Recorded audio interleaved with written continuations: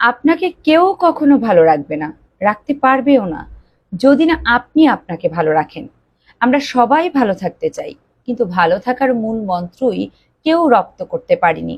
তাই তো হাজার পাওয়ার ভিড়েও না পাওয়াগুলো নিয়ে ভুগতে থাকি।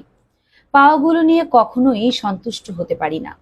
আমরা যে যত ভালো থাকি, তার তত আরো ভালো থাকার নেশা। আমাদের ভালো না থাকার প্রধান কারণ আমরা যে যত পাই তার আরো তত চাই। চাওয়া পাওয়ার বাহিরেও যে একটা জীবন আছে, দানেও যে সুখ আছে, কিছু না কিছু পাওয়াতেও যে সন্তুষ্টি আছে, এসব আজকাল আমরা 90% মানুষ ভাবনাতেও আনি না। তাই তো আমরা কখনোই সন্তুষ্টি আদায় করতে পারি না। আর এটাই আমাদের মানব জীবনের সব থেকে বড় ব্যর্থতা। জীবন থাকলে সুখ যেমন থাকবে, তেমন দুঃখ থাকবে। উত্থান যেমন থাকবে, তেমন পতনও থাকবে। দুঃখ কিংবা পতন এসব যদি নাই থাকে, তবে সুখে কিংবা জয়ের আনন্দ উপলব্ধি করবেন কিভাবে? কখনো ভেবে দেখেছেন? জানি, হয়তো ভেবেই দেখেননি। জানেন তো, মাছ, মাংস, ফ্রাইড রাইস, পোলাও, ফাস্টফুড পছন্দের ও মুখরোচক খাবার হলেও এগুলো কিন্তু আমরা কেউই সবসময় খাই না। কারণ সবসময় খাওয়াটা স্বাস্থ্যের জন্য কঠিন। আবার অন্যদিকে নিরামিষ কিংবা শাকসবজি স্বাস্থ্যের জন্য উপকারী হলেও সেটাও আমরা সবসময় খাই না বা খেতে পারি না। কারণ মুখের টেস্টের পরিবর্তনের একটা ব্যাপার আছে। আর এটাই আমাদের শিক্ষা দেয় যে ভালো মন্দ সবটার মধ্যেই কিছুটা হলেও ভালো দিক থাকে। আর মন্দটার থেকে সে ভালো দিকটা খুঁজে বের করে সে ভালোটা গ্রহণ করার দায়িত্ব আমাদেরকে নিতে হবে। ছোট এই জীবন হচ্ছে সুখ দুঃখের পালাবদলের এক মঞ্চ।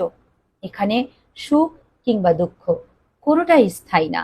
যেখানে আমি, আপনি, আমরা কেউই স্থায়ী না, সেখানে আমরা সুখকে স্থায়ীভাবে পেতে চাই।